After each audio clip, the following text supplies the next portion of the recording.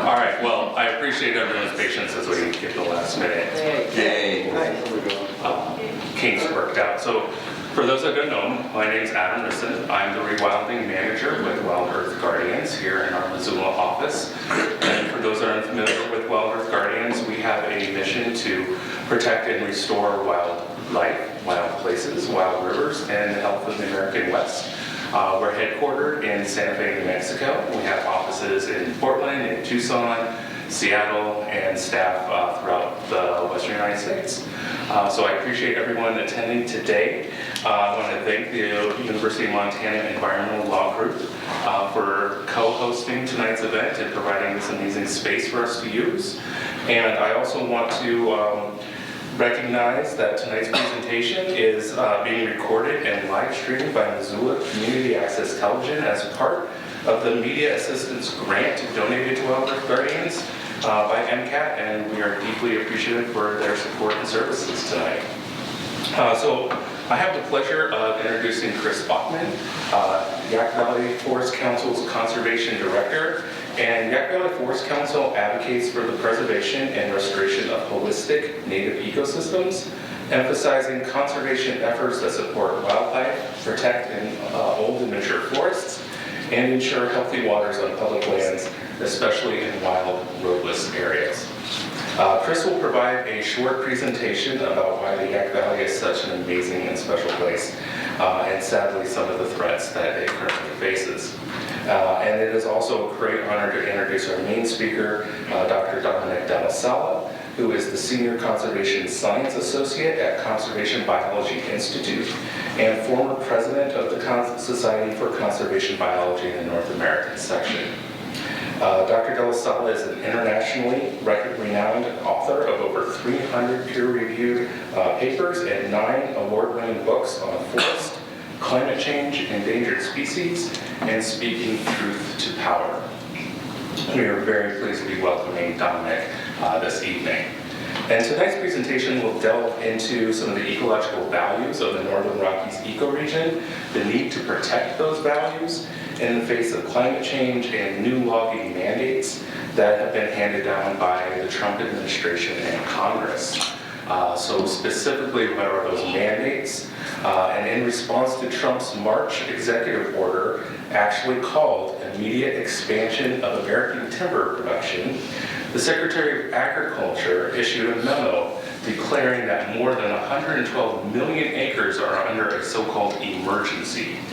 And what that does, it allows the Forest Service to curtail administrative challenges and limit environmental review. So that is one of the threats that we are currently facing. Another is under the Republican Budget Reconciliation Bill package. It goes by another name I won't mention. Congress mandated an alarming increase in timber production, directing the Forest Service to sell no less than 250 million board feet more timber than what it sold in the previous year, starting in fiscal year 2026. And that would continue through 2034. So every consecutive year it's 250 million board feet more than the previous year. And just today, the Senate Agriculture Committee approved a misnamed bill called Fix Our Forest Act that would limit judicial review to just 120 days after a decision is signed. And that would be for certain timber projects. And it creates another, what's called a categorical exclusion authority for those same projects up to 10,000 acres. And what a categorical exclusion does is it excludes it from environmental review and analysis. And it requires the categorical exclusions under the current NEPA rules, that's the National Environmental Policy Act, do not have to be notified to the public. So there's no what we call public scoping of those under new NEPA rules. So that's a little bit in the weeds, but we do have law students in the audience, so you can appreciate what a 120-day limit on judicial review will mean, especially for projects that you don't actually get to know about until after the 120 days has passed. So these are some of the challenges we're facing, and luckily we have local advocates like Chris here today, ready to document deforestation in in the areas that, like the Yaak Valley, I also want to recognize other conservation groups in the room today. We have Wilderness Watch, appreciate the attendance, Friends of the Clearwater, and we also have the Flathead Rural Bitter Citizen Task Force. So if any of the students here want to connect with the local groups, feel free to reach out to me and I'll make some introductions. With that, I just want to welcome again everybody here and call on Chris to come up and we'll get the show going. Thank you, everybody.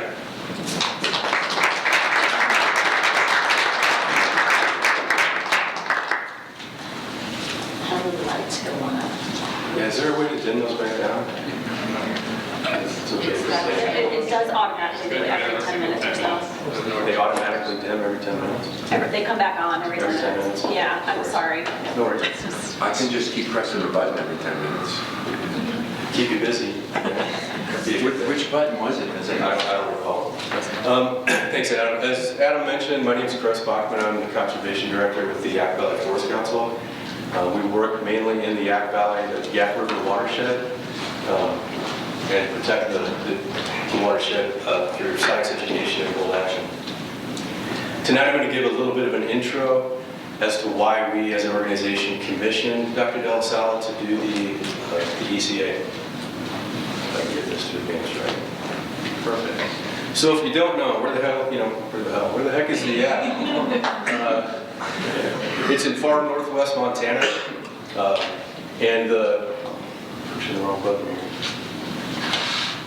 The green polygon is the area of climate refuge that we're proposing in the valley, which is the reason we asked for the ECA to go. So what is a climate refuge? Climate refuge is a place-based solution that's going to help us minimize biodiversity loss due to climate change. It's an area that will remain relatively buffered from climate change over time and enable the persistence of valued physical, ecological, and sociocultural resources. It's a place dedicated to storing the maximum amount of carbon both above ground and in soil in mature and old growth forest. It's a place of increased focus for scientific and artistic inquiry into the effects of climate change and on the effects of climate change on sensitive species, including our own. So why the Yaak? Well, we conduct extensive on-the-ground work in the Yaak when we're verifying Forest Service project proposals, when we're working to secure habitat for grizzly bears. And the grizzly bears in the Yaak number a mere 30. In doing so, we've noted a resilient landscape, microrefugia that are demonstrating a resistance to climate change. The Yaak is home to more than a quarter of Montana's species of concern, including, as I mentioned, one of the 5 subpopulations of grizzly bears in the state. The Yaak is remote from human populations. It's ideally suited as a refuge and a migratory stepping stone. It's located between the Cabinet Mountain Wilderness to the south and the Canadian Purcells to the north.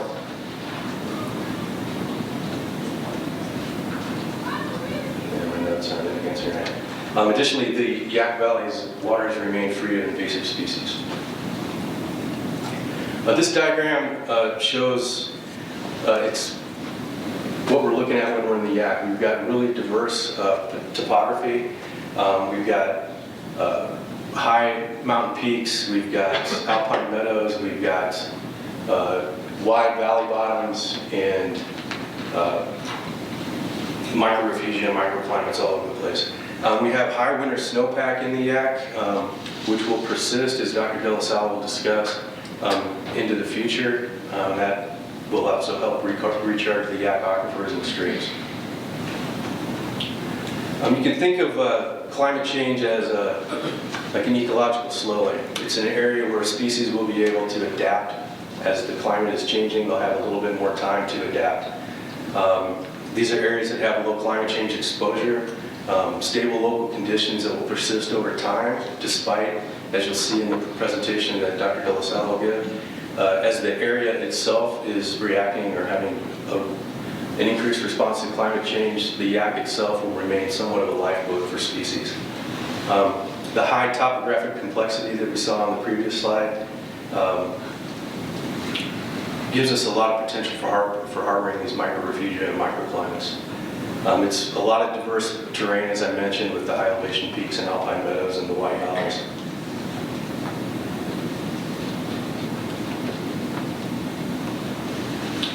So this is a map. The blue is the outline of the Yaak River Watershed. The green is the polygon.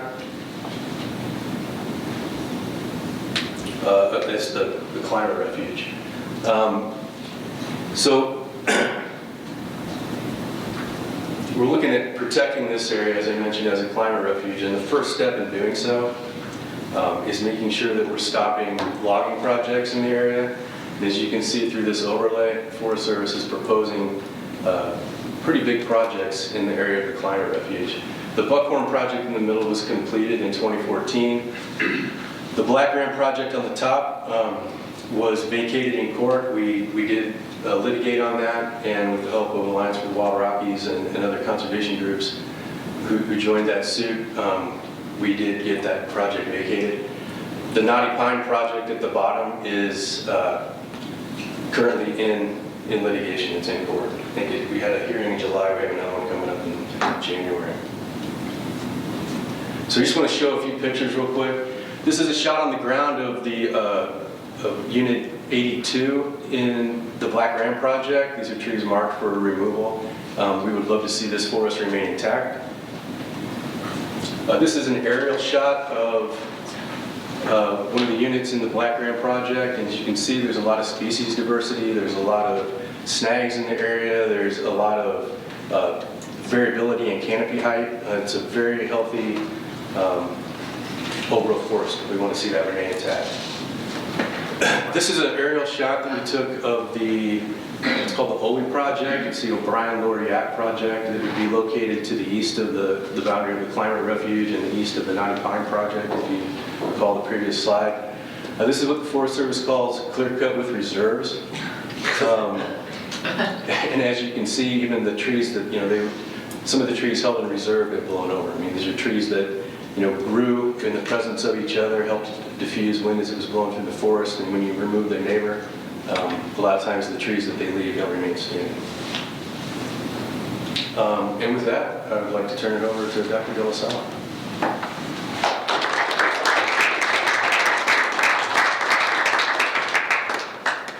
Chris, I'll show you the light. That's the magic button right there. Okay. It's a magic button over there.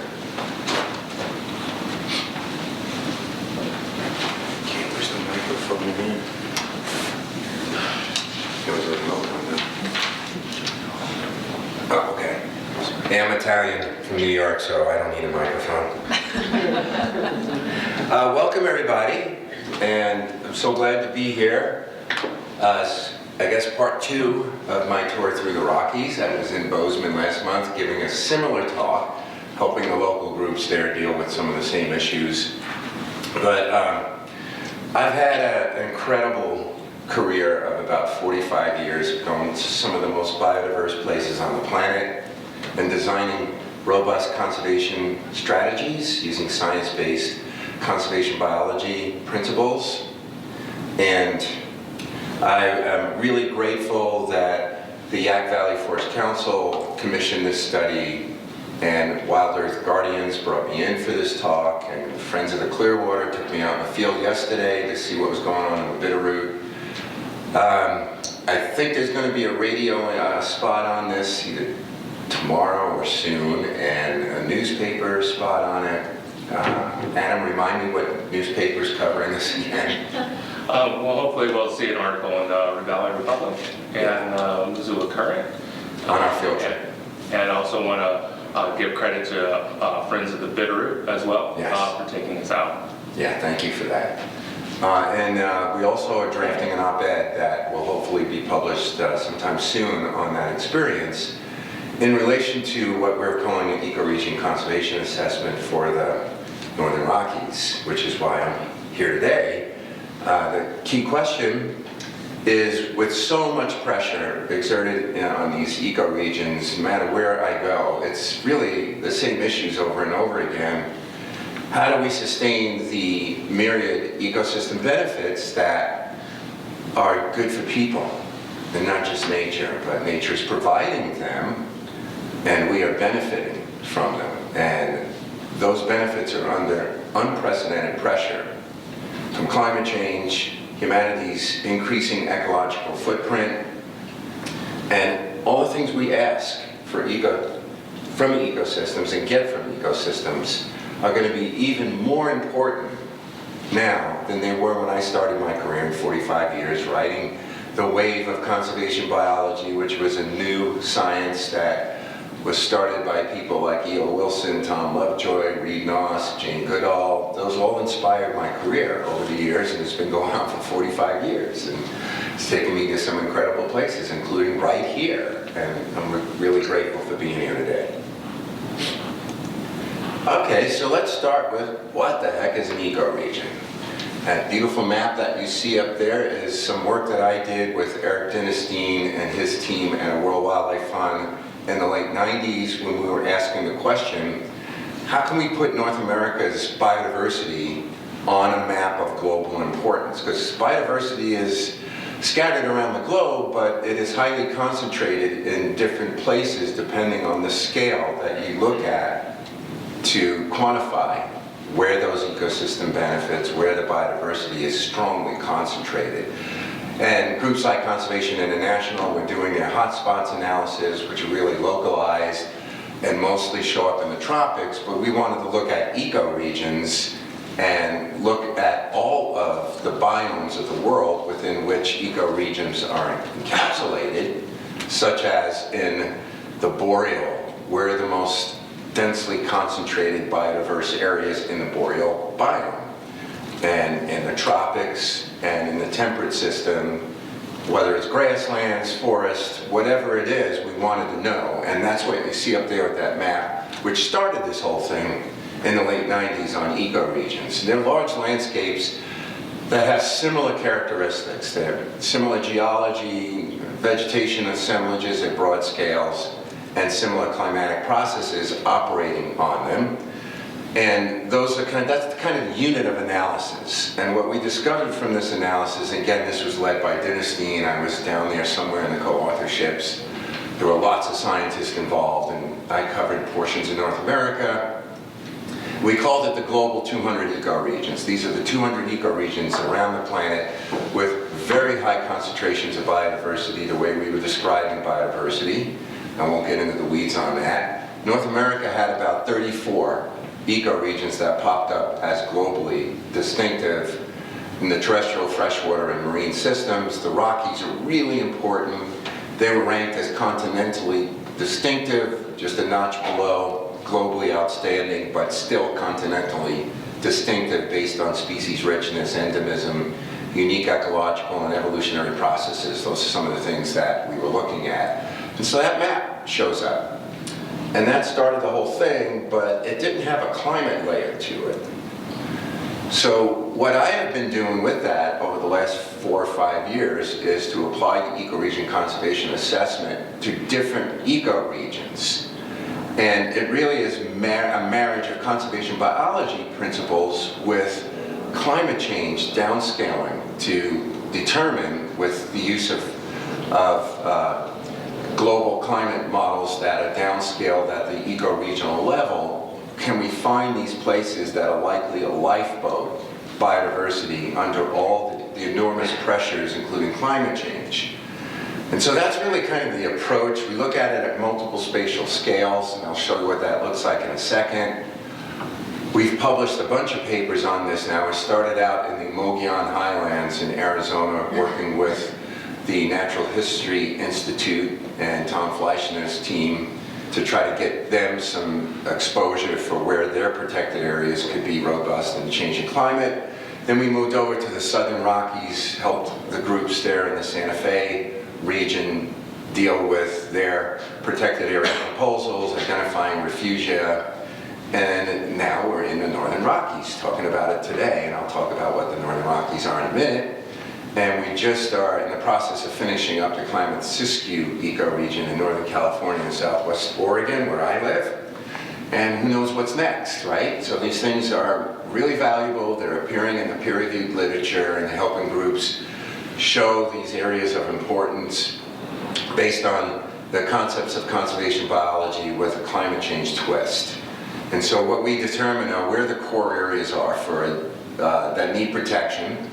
such as the proposed climate refugia that Chris was mentioning. What are those characteristics? How can they provide hang time for biodiversity in a rapidly changing global climate with an also global extinction crisis that's underway?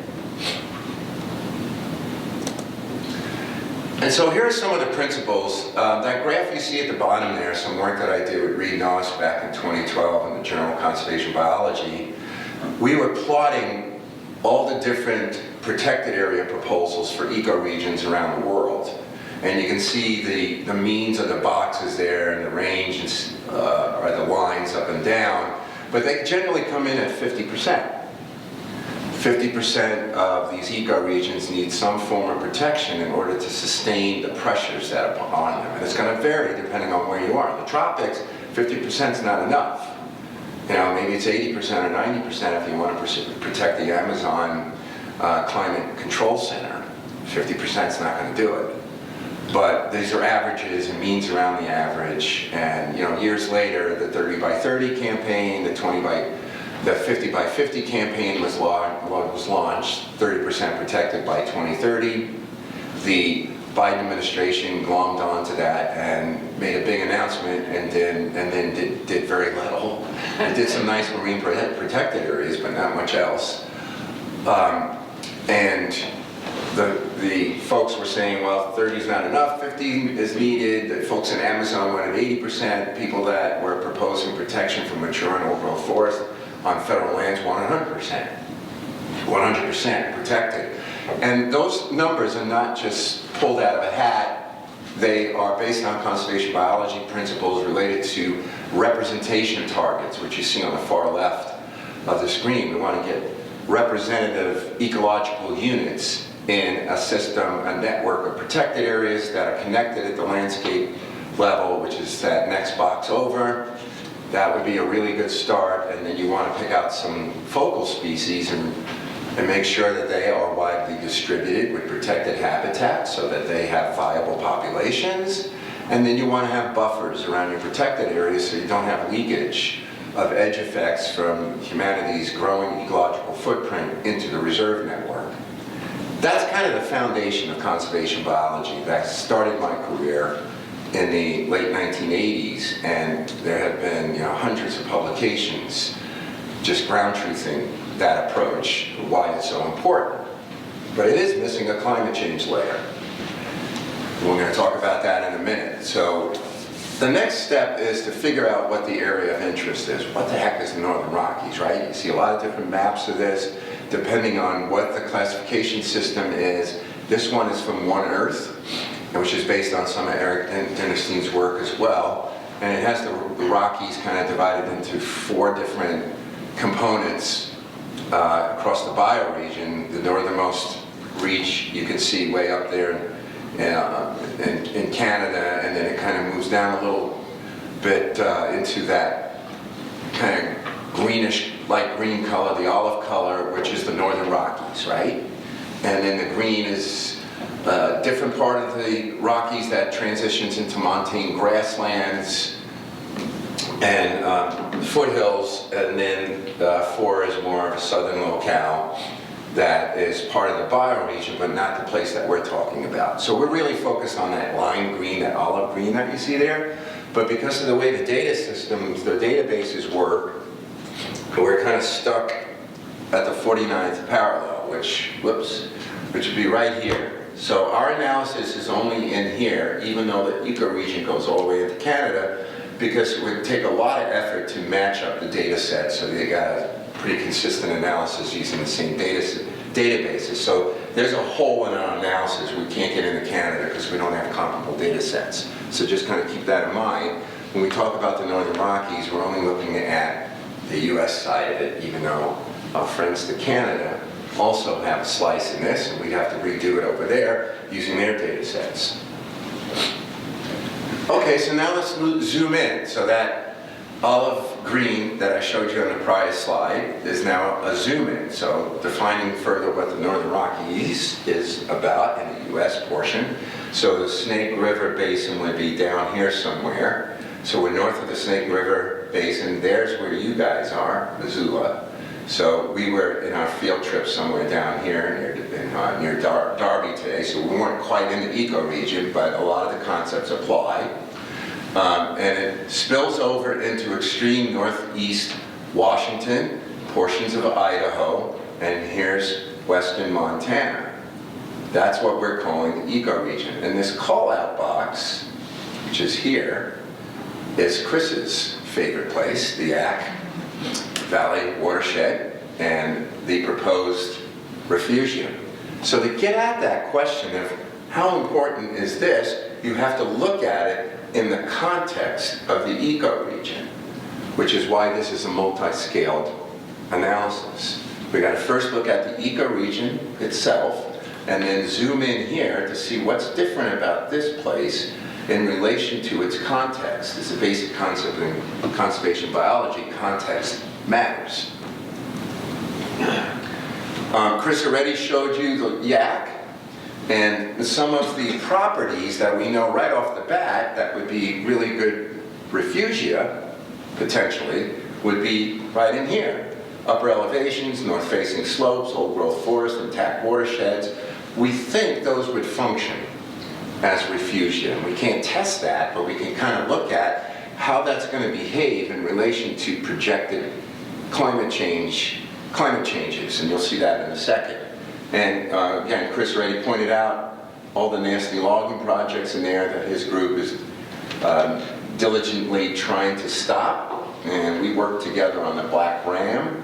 Thankfully, they were able to stop that for grizzly concerns, but there were also refugia issues with that, and carbon loss from potentially logging the old-growth forest that the Forest Service did not do sufficient analysis on.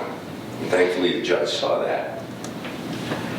So there are a lot of different visions that are out there for this region and its surroundings. I did a paper with Bill Ripple on rewilding the West that came out a few years ago, and you can see large portions of the West would need to be connected depending on what you're looking at. A lot of different ways to look at it. I won't get into it. I was at the first Y2Y meeting, I think it was in 1993 in Bozeman, and that is a very bold vision. We'll talk a second about that in one of the slides. There's the Crown of the Continent that's out there as a bold initiative, and then there's the Northern Rockies Ecosystem Protection Act that's been out there. Like Bader's groups and others have been working on that for several decades.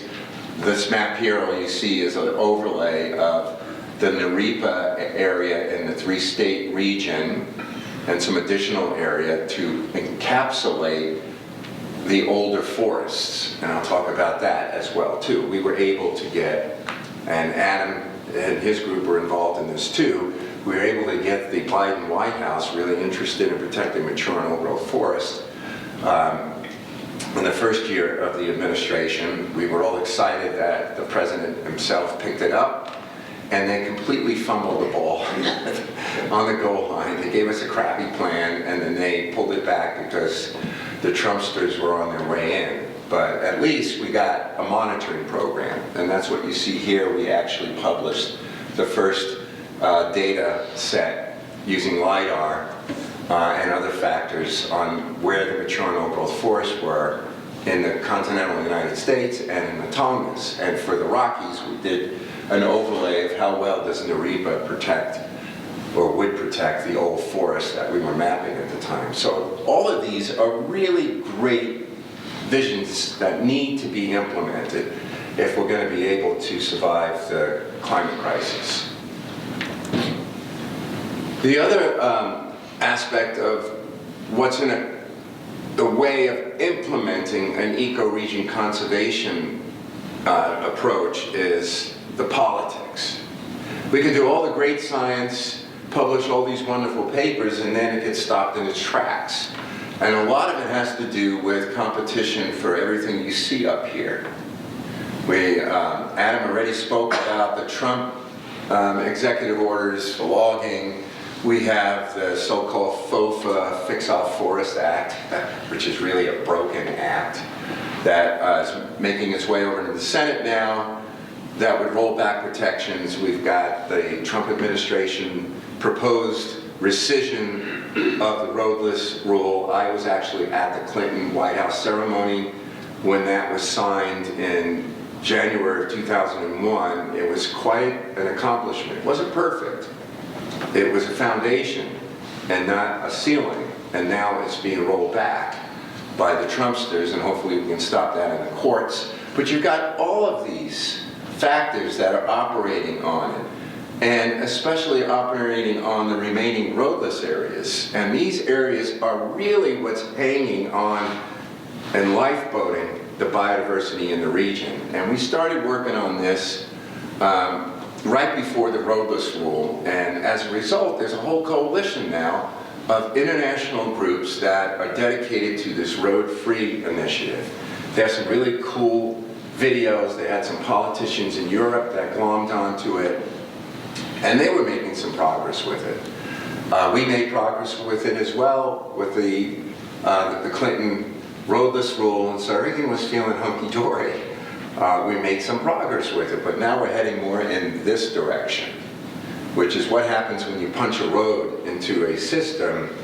You start to unwind the fabric of the ecosystem benefits that we are deriving from these roadless areas that are holding on to the ecosystem and its biodiversity. So let's take a look at how well or how poorly are we doing. So I kind of alluded to some of this. There are a bunch of wilderness study area proposals that need to advance to wilderness protection. You've got the Yellowstone to Yukon initiative that's making some progress. We have NARIPA that's been out there for a while. And then you've got the countervailing factors. You've got some of the wilderness study areas being carved up for different proposals to try to find a compromise that's happening in places in Montana. You have the IRAs, the inventory roadless areas, being rescinded by the Trump, which will impact Yellowstone to Yukon on the US side. You have, again, the IRAs being rescinded, and that would impact, and NARIPA, which is why that needs to pass at some point, or some legislation needs to pass to protect those roadless areas, with some additions to roadless area protections that are missing in the conservation rule. I don't have time to get into that, but we need to improve on that through legislation. But here's where the meat and potatoes is in the assessment. Here's what we found. So if you look at the Northern Rockies, which is this big chunk of area that I showed you on that slide, about 2% is in protected areas. That's not nearly enough to sustain biodiversity. 16% are in the inventory roadless areas. If you add those two up, you're at 18%. You're still not at 30 by 30 or 50 by 50, but at least you're not at 2%. But now we've got the roadless areas going in the reverse direction. So we're still stuck at 2%. Then the region itself has 32% of its forests that are considered mature old growth, MOG, together. Only 2.4% are protected. And of that, 26% are in the inventory roadless areas that are now vulnerable to rollbacks. So this is taking us in the wrong direction, because it's going to impact all of this. You zoom in on the Yaak, which is that little subunit, because now we switch scales from the ecoregion to the Yaak. It's even worse there. And most of the Yaak is Forest Service lands, about 96% of it, which is great because you can have the opportunity to really do some conservation. You don't have many private lands there. And yet only 1% have been protected in spite of all the good work that Chris's group has been doing there. They have 28% of the area in IRAs. So if we were able to bump this up and add it to that, we'd be closer to 30 by 30 as a floor and not a ceiling. You've got about similar numbers of the percentage of forest in MOG, but look at how little of the MOG has been protected in this region. And 28% of that are in the inventory roadless area. So add those up and you're getting closer to 30% if we had stronger protections for IRAs. This is where we need to go. 100% of the MOGs need to be protected, the wilderness study areas, the IRAs, the large remaining intact blocks, all need protection if we're going to sustain the values. But we're headed in the wrong direction. And not only that, but there are rollbacks to the NEPA and the ESA regulations under Trump. So this is definitely heading in the wrong direction, unfortunately. Now let's take a look at the climate issue. I work at a global scale, and I've been involved with a lot of the IPC assessment work over the years, the Intergovernmental Panel on Climate Change, as a reviewer. And it's just, the climate impacts are speeding up because we're heading in the wrong direction. Parts per million of carbon dioxide in the atmosphere are at unprecedented levels in terms of human evolution and are increasing and not decreasing. And the US is pulling out of Paris, the Paris Climate Accord. So all of that's bad news, but when you take the IPCC global climate change models and using different downscaling approaches, you can actually apply those projections at the ecoregion level and at the level of the Yaak. And that's what all of this is behind me. So what you see here are different projections depending on whether we are under an intermediate emission scenario or a very high emission scenario. We're about somewhere in between here right now. So we're trying to bookend the projections. And if we go from historic, this is really kind of the average and the range of temperature for summer mean temperature in the region over that period. And if you want to convert to Fahrenheit, get your calculators out, but for now we're using centigrade. If we want to project forward, you see a 1.9 or almost 2 degrees centigrade increase over this time period. It's a bit more under the very high emission scenario. You go further out, it gets even hotter, so multiply roughly by 2 to get to Fahrenheit. That's the increase in mean summer temperatures. It's even higher under the very high emission scenario, and at the end of the century, things really start to heat up. These are the same thing in showing the heat maps over the two scenarios, over the entire ecoregion, and that little spot in there, that polygon in there is the Yaak. So at least under the intermediate scenario, the ecoregion does okay. It warms up, but it's not like this. Under the very high emission scenario, all bets are off. But the Yaak seems to sustain its properties, its temperate refugia properties, a bit longer than the ecoregion. And we think that's because of the high elevation conditions in that area that are more likely to maintain cooler conditions and higher precipitation levels. I don't have time to get into precipitation changes because that would require another slide with a bunch more graphs, only to tell you that it's projected to get drier, and we all know snowpack is declining, and the Glacier National Park at some point is going to be Glacier-less National Park. And of course that affects water supply. Okay, so the big question on everyone's mind is what's driving wildfire increases? And typically the agencies focus on the effects, not the root causes.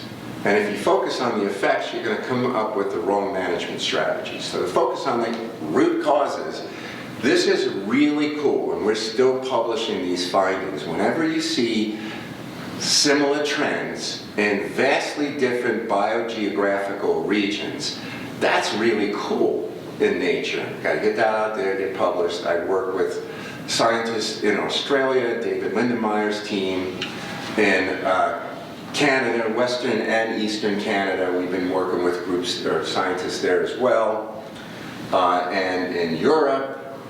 And I need to talk to Kara later about getting the Chileans involved. But what we're finding is what's driving these big fires is this: temperature increase, early spring snow melt, drought, and high winds gives you fast fires.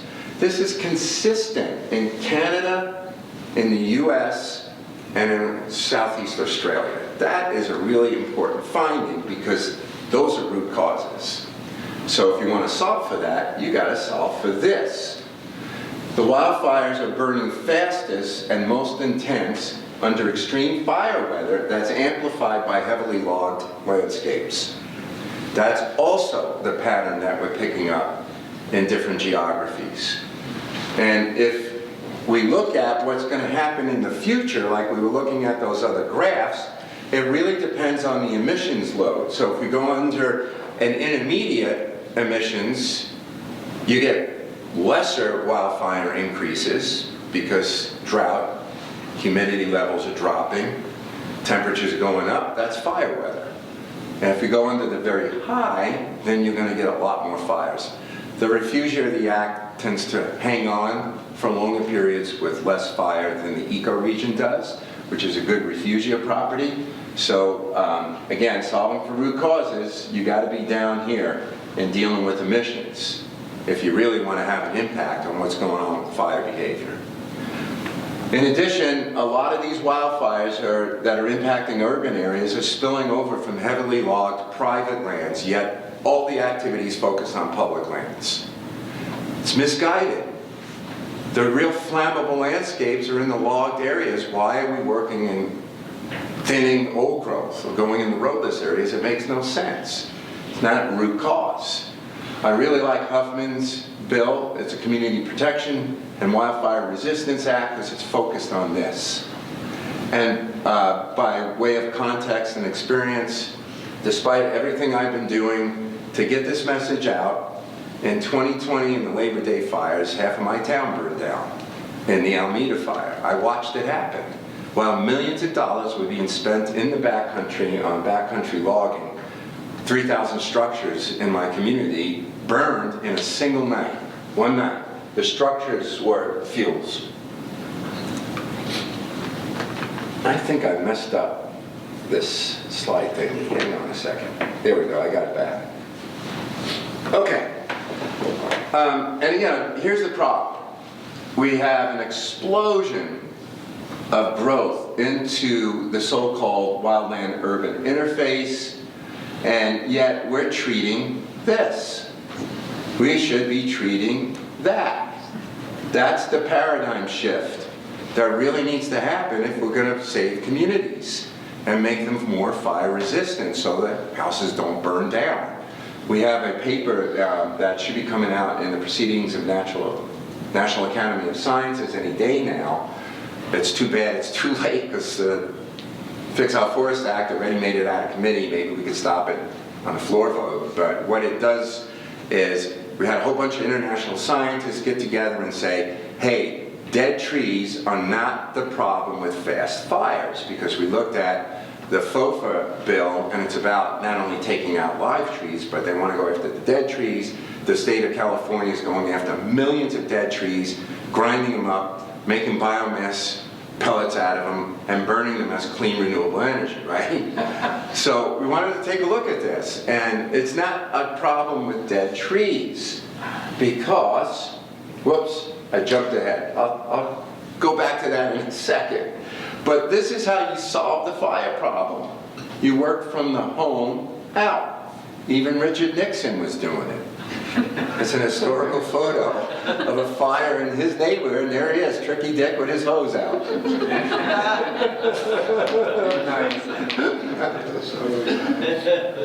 Oh, the pun in that. Sorry about that.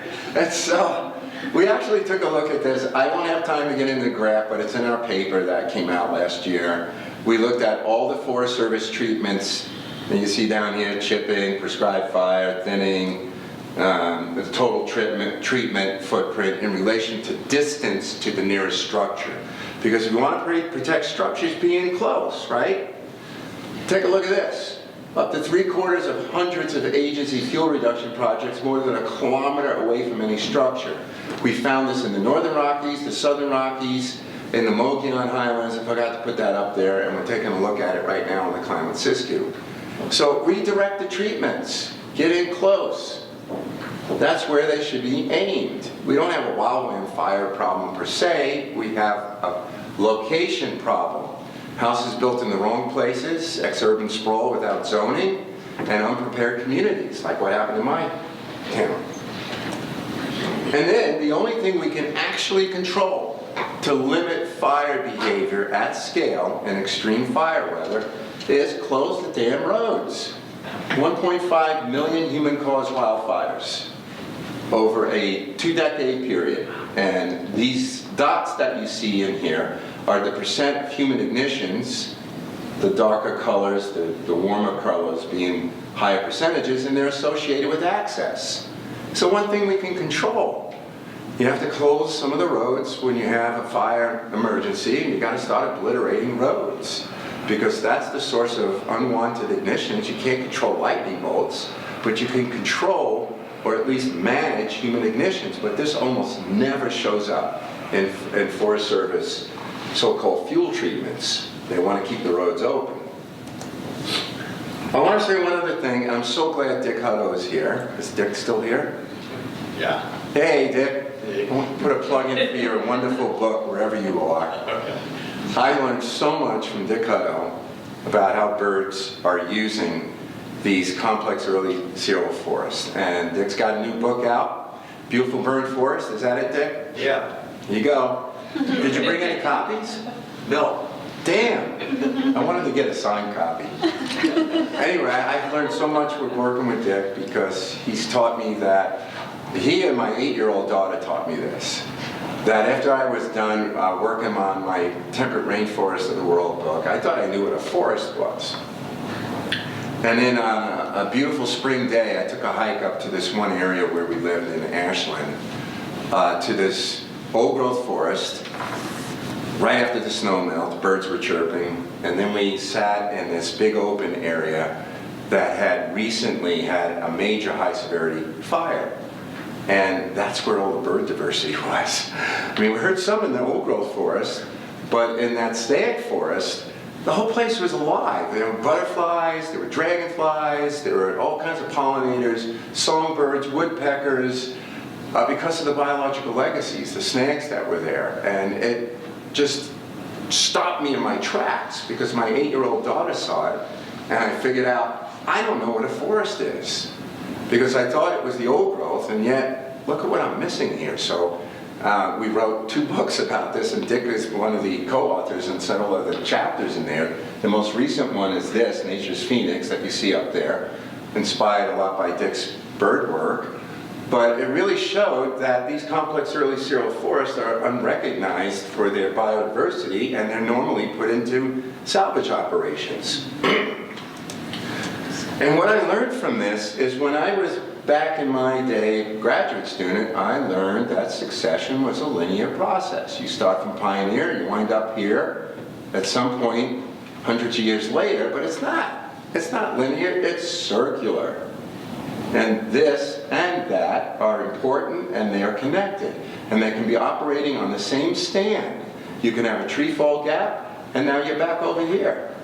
Or you can have a stand replacing fire, now you're back over here at the pioneering stage, and eventually you're going to get back here, and then so on. Succession is not linear, it's circular. And that's when I got together with David Lindenmayer out of Australia, and we put together these nice little graphics that came out in Biological Conservation, that succession is circular. Old growth or mature, goes through a natural disturbance, becomes complex early cereal, goes back into, I don't like to use the word recovery, I know Dick is here, he taught me that. For blackback woodpecker, this is not recovery, this is recovery, right here. That's recovery, because they use the snag forest. But you can see it's a circular process, right? And in comes logging, and you disrupt that, and you put it on a different trajectory. You fragment the system. You have post-fire thinning, salvage logging, road building. You're breaking that cycle and sending it onto a different trajectory, and you're degrading the system. This is not restoration. You're breaking the circularity of succession. And so we worked on this in another paper Brendan Rogers led it first on ecological integrity, and then I jumped in and put together this composite. And this is really important because you're going to see in the examples that follow, we can use this to determine if something is restorative or if it's degrading on this side.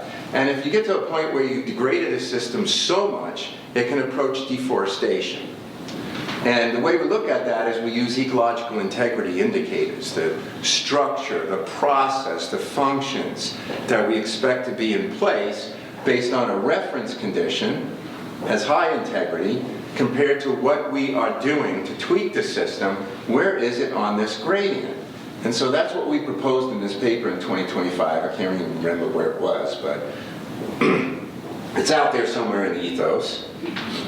And we put together, and I can only show portions of this huge table, principles, criteria, indicators, verifiers. You go out in the field with this checklist, and again, this is only one page of, I think, 3 pages of indicators. Take that out in the field, and you look at the project in comparison to a reference condition. Here's your reference condition with high integrity, and here are departures from that based on the area of interest where you have management. Based on how you score in these factors, you can do this kind of spiderweb diagram and see how far away your areas are being impacted by active management are from the reference side. Almost never done, right? The agency always says, oh, we're doing restoration based on historical conditions, but they don't have a reference. And you can't say it's restoration without a reference. And here's how we can apply it. And I'm hoping that someone will pick this up and actually start testing it. But this is what we saw in the field yesterday, and I kind of put this together with the help of Adam and Chris. But we went out, took a look at this area that was logged previously, the West Side Project. We were somewhere in here, going along this road system, looking at where they had done thinning. This is before the fire that came through. Here's your reference conditions, some examples, an old-growth forest, a complex early cereal forest. This is what we saw. And they were calling that restoration, resilience, management for resilience. I would argue this is approaching deforestation. You've got so much damage to the soils from intense burning. Even the stumps were charred, which showed that they had actually done the thinning, killed a bunch of trees, and then the fire came in and killed the rest of them. So you got to look at that additive mortality. And there were a lot of weeds growing in these cooked soil horizons, and to me, that's a type conversion that is you're gonna have a hard time getting a forest back on that site with a changing climate. It's approaching deforestation, and this is something we can do by using this kind of composite approach. And so you get this kind of stuff with, this is really not restoration. You can see it's a wheat-infested system. It's an open savanna that was a mixed conifer forest and has gone through degradation, not restoration, from the active management treatment.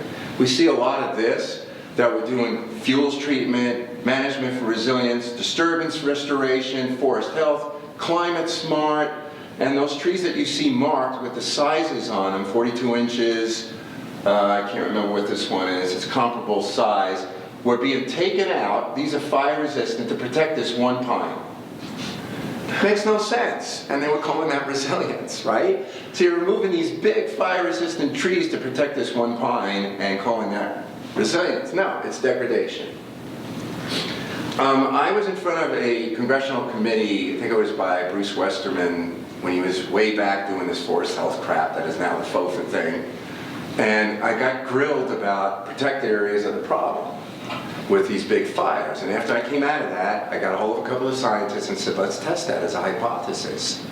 Let's get as much inventory we can on fire severity through the USGS databases and take a look at this. We looked at, I think it was 25 million acres over a 4-decade period, and we did this graph based on high severity on the left axis and the type of management on this axis, right? So here are the wilderness areas, national parks, burning in lower severity. Here are the logged areas, burning in high severity. It was the opposite of what they were saying during the congressional hearing. And, you know, we sent it back to them, and they kind of probably put it in the trash can. They didn't even recycle it, I bet. I mean, you get this, and we saw this on our field trip today too. They need to go into oak growth to log it to save it, because it's all going to burn up anyhow. So we got to get in there and have naturally fire-resistant areas, or actively managed fire-resistant areas, by taking out big trees, so we don't get a canopy scorch. When in fact those big trees are already fire-resistant. They dropped their lower branches. They've thickened up their bark. They have local microclimatic factors that are important in slowing fire spread and reducing fire intensity, and we're seeing that bared out in these studies. These are federal scientists, Forest Service scientists, publishing lower intensities burning in old growth forest and spotted owl habitat, yet the agency wants to thin in the old forest refugia. It makes no sense. Found the same pattern in Quebec and Ontario. This is in press right now. Brendan Mackey from Australia, one of my other colleagues, is leading that effort, and that's going to be out hopefully soon. And others have found the logged areas burn hot and fast because they're windy, they're dried out, and they have dense regrowth and dense planting of young seedlings that eventually become kindling for fire. We hear this a lot in the Rockies. These beetle stands are going to burn up. We got to get in there and take them out, put them out of their misery, and log them and lower the fire risk. But every single study, meta-analysis, has shown that once the needles fall off of these dead trees, which is 1 to 3 years, depending on site factors and species, there's nothing in the canopy to burn. So if you get a fire in there, it's going to go along the ground. It's not going to go into the canopy. And yet, if you log them, you're going to bring all of that fine fuel down on the ground. Branches, twigs, that's fire spread, and that's what kills firefighters. It's how fast they move. And Diana Six, who's from this university, and her seminal work found that the surviving trees hold many of the genetic adaptations that can resist the next outbreak. And yet, they're not just logging dead trees, they're taking out live trees too, and you're removing the genetic material that can get you through the next infestation. So it's opposite of what you think is intuitive is really not, because there's so many surprises in nature if you just think like nature and you put away your biases and actually look at what the system is trying to tell us. I get this question a lot. Does thinning work? Well, what is your definition of work, right? It depends on what your objective is. If your objective is to lower fire intensity, on the very restrictive criteria, you can actually lower fire intensity. If you have low to moderate fire weather, you leave the canopy intact, you vary the spacing of your treatments, you avoid clear-cutting the understory, you use prescribed burning, that pile burning, and you don't overburn. You get rid of the flammable weeds and the vectors of flammability. You close and obliterate roads. Maybe you could lower fire intensity, and there have been meta-analyses that have showed this to be the case. But climate is increasingly overriding fuels, and logging amplifies climate impacts by putting more emissions into the atmosphere and causing collateral ecosystem damages. That was a paper that we have in review right now with David Lindemeyer. Then you got this thing that you're actually working with a needle in a haystack. So you could do thousands of these, but if you're lucky enough to catch a lightning bolt, and Kara was here as co-author of the Schoenagel et al. Study in 2017 that showed all the thousands of Forest Service treatments that were being done. Only about 1% were actually encountering a forest fire. And so if you want to improve the odds, you scale up, and that means you're causing more damage to these ecosystems in terms of increased tree mortality on top of the fire event, plus emissions, plus collateral damages, plus the road system. You're actually making it worse. There's a really high cost. And that's what this paper is that's currently in review. Now, it might seem like I am anti-active management, and I'm not. It just depends on what you mean by work. Does it work? And active management can be beneficial if it has a restoration objective and it follows the core principles of restoration, which reference area. Are you working on ecological integrity? You can do a lot of great things working with nature instead of against nature. You can treat the root causes instead of the effects. Remove the stresses, deal with your emissions, get the cows out of the streams, close and obliterate the roads, deal with the weeds, the ORV issues, which are all factors of fire ignition. And prioritize your treatment in the areas that are most flammable. And again, the road system, the culverts need to be upgraded to handle increased winter floods and more rain on snow, which is one of the climate projections. Reintroduce some imperiled species, including the architects of riparian structure and slow water flow, beavers. Burning, if you're not overdoing it, especially cultural burning, is active management for ecosystem benefits, and work with fire for ecosystem benefits under safe conditions. We can talk about it in the Q&A. There's a whole bunch of things you can do and rewild these landscapes. That's all active management. It involves removing some of the stressors, and it involves putting some of the pieces back together by rewilding. Okay, so I posed a question in the beginning of this presentation a while ago, and I think this is the solution. We know what's causing climate change. It's us. It's unequivocal. I don't care what, some congressperson says that we don't have enough information. We do. We don't have everything figured out, but we know where the cause. The solution, it's simple that we did it. It's serious, and it's getting a lot more serious. And I don't have time to go into what that looks like. And it's solvable, whether you're in the Rockies or somewhere else. It needs to be done globally. It needs to be done locally. And that means focus on the root causes and not just the effects. Get off of fossil fuels. And at the same time, we're dealing with big, beautiful coal. Now we're heading in the wrong direction.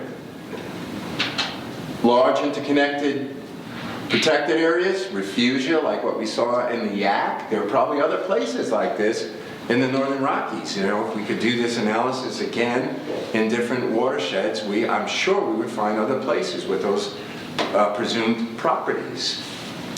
Focus on your places that are already intact, because look at what we're getting from all these places. You've got the focal species that need help. You've got the benefits that are coming off a mature and old-growth forest. And shift the fire issue to focusing on the areas that need the most help, which are the industrial log landscapes, the roads, and people's homes. A shift happens, right? But yet we're dealing with these. And it wasn't just Trump. We had a lousy MOG policy from the Biden administration. I mentioned early on the buffer is really important, and this is a classic Landsat from Yellowstone and the Targhee National Forest. Anything coming out of Yellowstone is in trouble because of this edge effect, because of the impact of grizzly bears getting shot coming out of the park and edge effects trickling into the park system. It's just not a good situation. So feathering this buffer by reducing impacts in here and making protected areas big enough to sustain humanity's growing ecological footprint is a must. Now, I get really depressed about this at times, which is why I also play music. And so I kind of have to ask myself, what gives me hope? And after working on this for 45 years and seeing us going increasingly in the wrong direction, because it's become such a polarized situation, and it shouldn't be. We should all be for nature. But this is what gives me hope, is when I see this kind of stuff, people turning out. And Adam's maybe borrowed this, but this is your backyard. No Kings Rally, right there.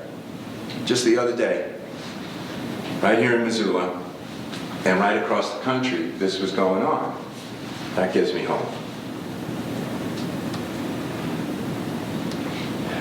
And this gives me hope. Just gotta love that little kid over there. He must have really good parents. It's impressive. Yeah, that gives me hope.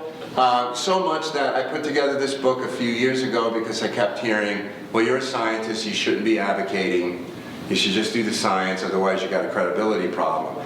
And in the book we talk about, this has been, scientists have been persecuted at least since the time of Galileo, and they're going to continue to be persecuted. But the ones that stand up and say, hey, I have a responsibility as a citizen of planet Earth, as a parent, as a community member, I'm going to translate my science. It's like if you went to the doctor and you had your blood work and you say, oh, I got this disease, you find out, and the doctor says, well, I can't really treat you because then I'd have to be your advocate. Go down the hall and talk to that politician and see what he or she can do for you. What? Yeah, that's not what you would want, right? You find a new doctor. So why is it any different for any scientist that's practicing, looking at these global trends, looking at these regional trends, and saying, I'm not going to say anything because I have a credibility problem. Read this book. That'll get you how to deal with that if you're interested. I will point out that I was at the 1992 Rio Earth Summit and spoke there. Was that 3 decades plus ago? There were 1,000 of us that issued the warning to humanity at that time, that we were headed for catastrophe. Fast forward, 2025, my colleague Bill Ripple has formed the Alliance of World Scientists. There are 27,000 scientists that recently signed on to the warning to humanity that we were going over the cliff and fast. So a lot more scientists being involved, yet we're breaching planetary tipping points. So we're running out of time. But the more people that are involved in this, the more hope I have. And of course, this really gets me excited. I'm a grandfather myself, so I guess I'd put myself in this category, even though I'm this way deep inside, especially when I play music. But, I mean, this gets me excited. I've worked with the grandmothers for nature. Over the years, I've worked with some of them, indigenous people that are speaking for the voiceless, nature, and trying to get in front of decision makers to see if there's a spiritual way to connect to people. There's a music way, there's poetry, there's demonstrations.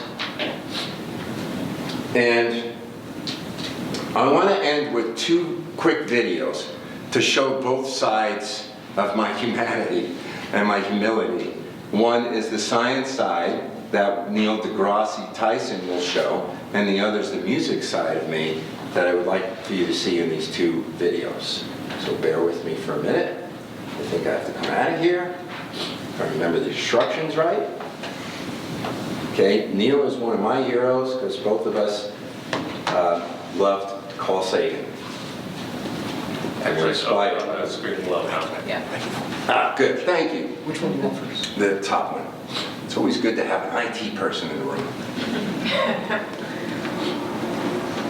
Thank you. Yeah.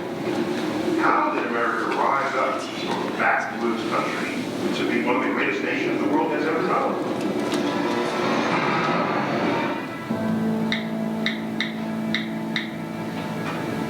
We pioneered industries. And all of this required the greatest innovations in science and technology in the world. And so science is a fundamental part of the country that we are. But in this, the 21st century, when it comes time to make decisions about science, it seems to me people have lost the ability to judge what is true and what is not. What is reliable, what is not reliable. What should you believe, what should you not believe? And when you have people who don't know much about science, standing in denial of it and rising to power, that is a recipe for the complete dismantling of our reformed democracy. Let us demand that educators around America teach evolution not as fact, but as theory. Increasing number of parents showing skepticism about vaccinations. Voters have approved a ban on GMOs. Call climate change unproven science. That's not the country I remember growing up in. Not that we didn't have challenges. I'm old enough to remember the 60s and the 70s. We had a hot war and a cold war, civil rights movement, and all this was going on. But I don't remember any time where people were standing in denial of what science was. One of the great things about science is that it is an entire exercise in finding what is true. You have a hypothesis, you test it, I get a result. A rival of mine double checks it because they think I might be wrong. They perform an even better experiment than I did, and they find out, hey, this experiment matches. Oh my gosh, we're onto something here. And out of this rises a new emergent truth. It does it better than anything else we have ever come up with as human beings.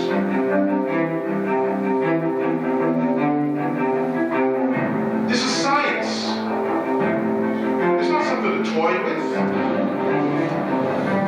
It's not something to say, I choose not to believe E equals MC squared. You don't have that option. When you have an established scientific emergent truth, it is true whether or not you believe in it. And the sooner you understand that, the faster we can get on with the political conversations about how to solve the problems that face us. So once you understand that humans are warming the planet, you can then have a political conversation about that. You can say, well, are there carbon credits? Do we do this? Do we put a tariff on it? Do we fund? Do we subsidize? Those have political answers. And every minute one is in denial. You are delaying the political solution that should have been established years ago.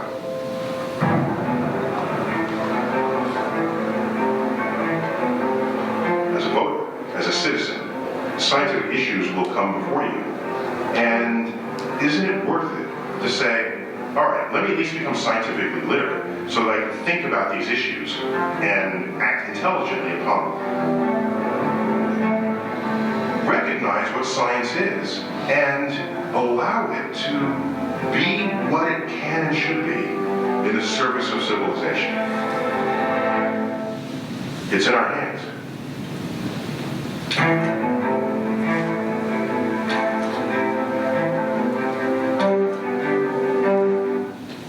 I have to get a hold of Neil and mention that tariffs are not a very popular word right now. And, you know, he also had Jane Goodall up there on that side, and that, one of my heroes, who passed away last week. I need to get over to that other one. Would you help him with that too?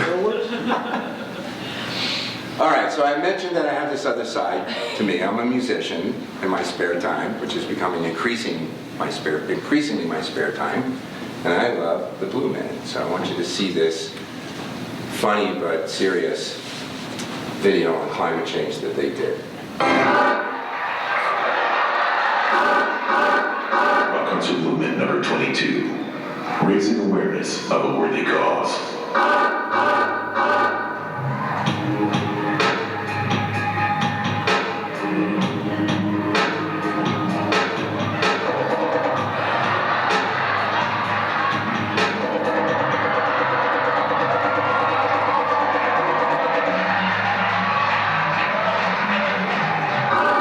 Your attention, please. Thank you for choosing Earth as your planetary vehicle. We hope you enjoy the many wonderful features of this planet as you hurtle through the cosmos. Please note, however, that in the event of continued inaction in the face of global warming, your seat cushion can be used as a flotation device.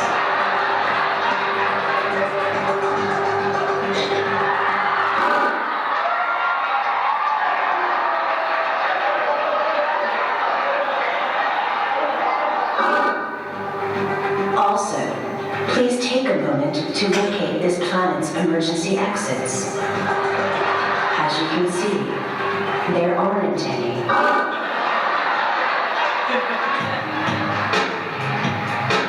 Earth to humanity.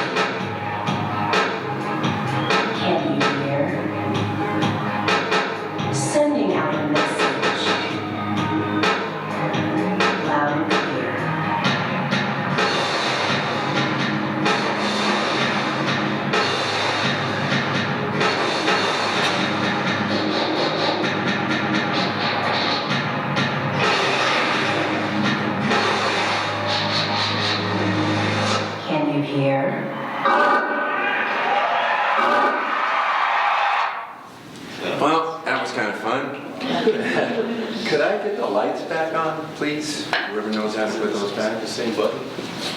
Yes. So, I think, you know, while I showed you both sides of that when we're trying to get the lights back on, the science side, the musical, poetic side, we need every tool at our disposal right now.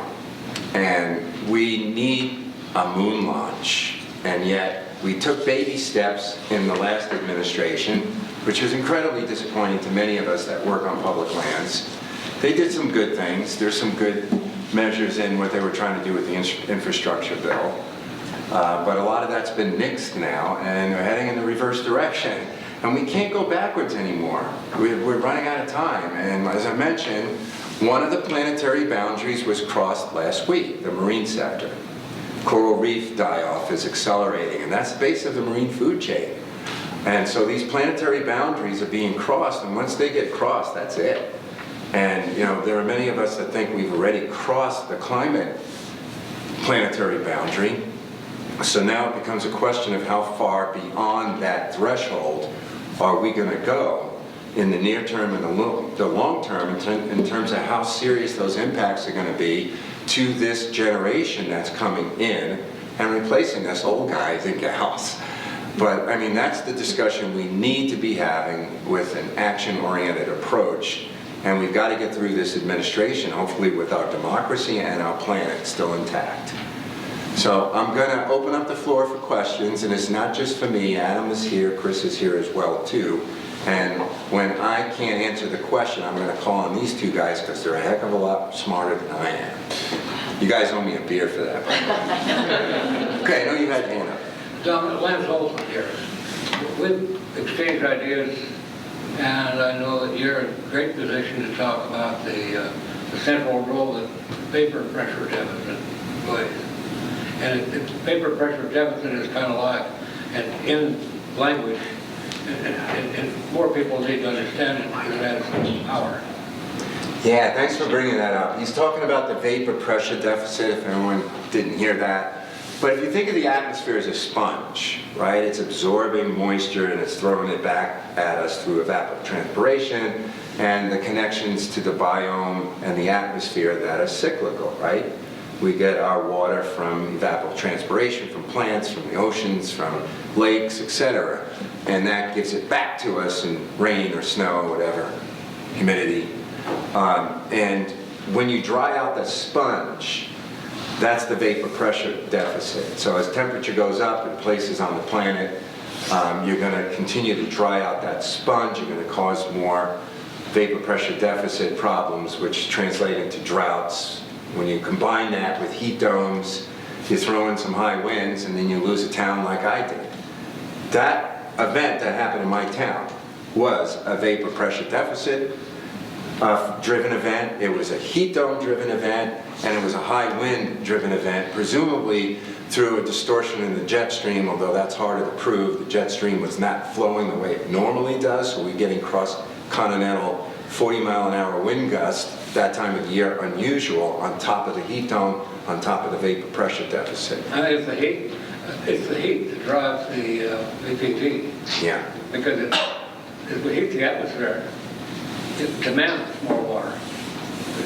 They have, other than VPG, the other language is evaporative demand.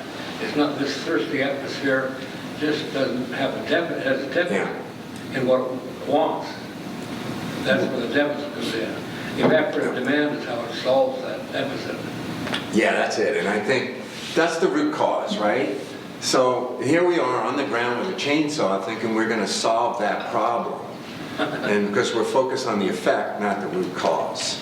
So the more we treat the atmosphere as a dumping ground for greenhouse gas emissions, the more it cycles back on this whole climate biome response factor, giving us these fast fires. And we think we can stop that by just scaling up thinning, and it's not going to work. You might have some victories in some places on the ground if you do everything right and you're operating in low to moderate fire weather. You can reduce fire intensity. There have been studies showing that. But it's not going to work if you're not treating the root causes, because that window of low to moderate fire weather is closing rapidly, because now what we're seeing is extreme fire weather driven by the climate signal. Kara, I could not ignore you. I'll get you next.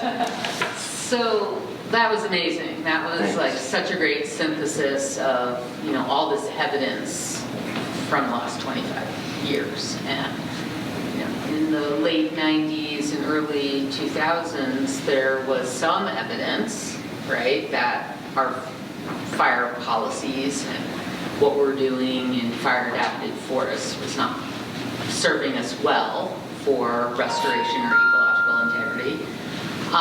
But we still have those policies in place 25 years later. And so we can, you know, get 3% more information, you know, 10% more information. But looking back, here's the big question, like, what are we doing wrong? What do we need to do now? If we could go back 25 years, what should we have done? And we've got a bunch of people working at like the policy science interface or straight up law. Like, what's the message? What do we do? How do we fix this? Oh man, I wish I had a time machine. I could go back 25 years. I had a mullet. I didn't miss my mullet. So cool back then. We reduced the human population by 25. Yeah, but what do we need to, what 25 years ago, what could we have done better towards that goal? What we really need to do is just to do things toward reducing the human population. Why do I say that? Because the entire human population could drive the most gas-guzzling machinery it's possible to manufacture, and it would be harmless if the total human population was you and I. Population makes a great difference in terms of generating the heat. Right. Drives up the world. Sure, so that's another cause. That's maybe the biggest cause, but what do we do? What's our action item? Yeah. That's what I would love. You know, this is the paper that David Lindemeyer and I are working on now with a whole bunch of other scientists. That there have been all these papers that have come out saying, look, we can reduce fire intensity by thinning under low, moderate fire weather. They actually can do it just with prescribed burning alone. Those same studies showed prescribed burning alone can reduce fire intensity under the same fire weather conditions as thinning and prescribed burning. So why do the thinning, right? If you could just do prescribed burning. But even so, this has become so siloed that we're not talking to each other. And so in our paper, we open up and say, we're not arguing the published benefits of fire and thinning. We're not here to argue that. What we're here to show are the costs, because they're not talking about the costs. So lower fire intensity, you have to thin and burn and build roads over thousands and thousands of acres.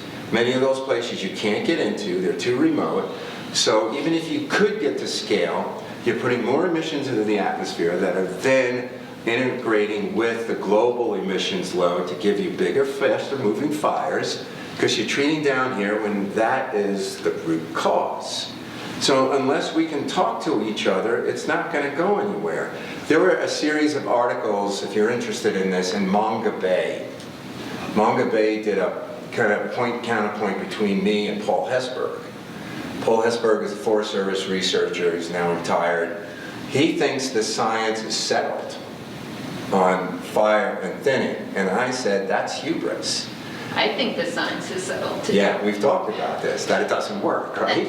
He thinks it's settled that it works. And people like me are, you know, smoking weed or something. But the reason for that is he's looking at it through his blindfolds, and we're looking at it through what's the ecosystem seeing. I would love to see more cultural burning, because when you look at cultural burning, it's a gestalt. It's looking at the whole ecosystem. It's working with fire as an entity. Instead of using prescribed burning to reduce slash, they're using it as an ecological process. I'd like to see more of that and more of those connections and interweaving that with Western conservation science, because people like Paul Hesburgh and the Forest Service researchers are only seeing it here, because that's where their funding is coming from. They're getting lots of money from the Forest Service to show them how they can do this even better. And they're not asking this other question, well, wait a second. We're taking carbon out of the forest, we're having impacts on the soils, we're using pile burns, we're cooking the soil horizons, we're killing mycorrhizae symbiosis with the shrubs that are then symbiotic with the conifers coming back, we're taking out the snags that are the biological legacies to get the circular succession going, we're putting in roads. All of that has a cost, plus the per acre cost of actually getting machinery in there, building roads and getting to scale. It's a losing battle, and yet you can't, anybody that says that science is settled on anything better be damn sure. I mean, I think the science is pretty much settled on climate change. We can get better about forecasting models, especially precipitation. It's harder to forecast that with accuracy. But I would say the IPCC standard is I have a very high degree of confidence that we are causing this problem because of emissions. I would never go in front of anybody and say, I'm certain thinning is the answer. Because we're looking at it different perspectives. Yeah. Take one more question. Sure.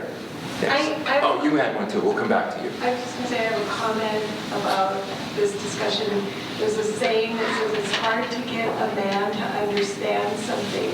His job requires him not to understand it. It's not only men, by the way. Yeah, true. I was married once, so I know. Yes. Thank you. You've been waiting patiently. Thank you. Thanks. Yeah, I completely second Kara's commentary about your presentation. Incredible. My comment goes on what you just mentioned, in the fact that we're at a time where we need to make bold decisions using the best information available. And I completely agree with what you said, that the science behind climate change is quite settled, and that we need to use it in the least extension and capacity we can. My issue is that I get to see a lot of approaches that are trying to form new policy based on climatic science available, but with a quite conservative approach. So I'm going to give an example here. I work with White Bark Pine Conservation, a high-elevation conifer species that is at the verge of environmental catastrophe, basically. Yeah. And a couple of months ago, there was a really interesting article that came out trying to predict what could be climate suitability by the turn of the century, basically. But when you start reading it, you come across that the information they use from the IPCC predictions falls like in the most conservative approach, with like maybe 2% increase by the end of the century, which by normal standards that is kind of absurd with just the current temperature that we have. Not absurd approach, absurd the conservative approach of it. And so my issue with that is like, we have the best information possible there, and we're still at the point of like, do we send the message that we need to send, or do we hold ourselves on the impact of the message just because we don't want to be called as catastrophizing scientists or whatnot? And that goes completely against the bold moves that we need to be taking now. Yeah. So what type of message do you think, like people like me that are just starting on science, should follow? Like, do we get afraid of the peer review, as you show in the picture, or do we take the bold move at the expense of whatever that brings academically? Oh, that's a tough one. That is a tough one, and it's up to the individual. Depends on where your heart is, because we can't solve all these problems with our head. We've got to solve them with our heart too. And I think what you're suggesting is you've got the climate models. You can use an ensemble approach. You could bookend it and say best case, worst case, and present it that way as here's a range of options. Or you could just say, look, we are headed in this direction. There's no longer any time for conservative modeling. We're underestimating, by all accounts, how fast this system is recalibrating itself to the detriment of everything we care about, go that direction. And go through the peer review process and fight it. It's not perfect. I've gotten papers rejected plenty of times and gone back, and if it was a poor review, I'll go in front of the editor and say, here's my counter to this, and present your facts. So you have to decide as an individual, how far are you willing to take risk? Read my book, by the way. Because I'm encouraging scientists to go out on the limb because the clock is running. You know, not much sand in that hourglass, and we're going to have to take some risks. We really care about this planet. If we care about democracy, you know, take some risks and know that you're not alone. There are other scientists that are there doing the same thing. You know, all these climate change scientists are really taking risks right now. Some of them are chaining themselves up to fences at coal-fired power plants. James Hansen, point in case. I've worked with him over the years, and he's very outspoken, and he was one of the first to say that the Atlantic Oceanic Current is shutting down, and it will shut down this decade. And every other scientist said, you're crazy, but it seems like that's the direction we're going. He put it out there, and he pulled the rest of the scientific field in his direction, saying, yeah, we got to start sounding that alarm now. We can't take the conservative model anymore because we're underestimating this. So I throw it back at you and see how much you're willing to take a risk, and you know what's in your heart, and you're just starting out, I presume, so the risk's going to be higher for you. But for other people like me, I'm at the end of my career. I don't mind being bold, but don't wait that long. You know, my advice to you is to do it out of love and use your brain and your heart to get to where you want to go. I'm going to throw it back to Adam and Chris if they want to say anything like good night and thank you for being here. But thank you for having me.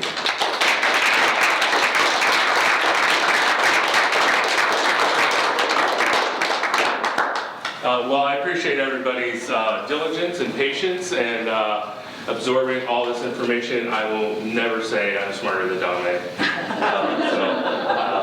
I'll still buy you that beer. But I just want to thank everybody for attending. We'll be milling about if you have any questions one-on-one. But I just want to wish everybody a very good evening. Thank you.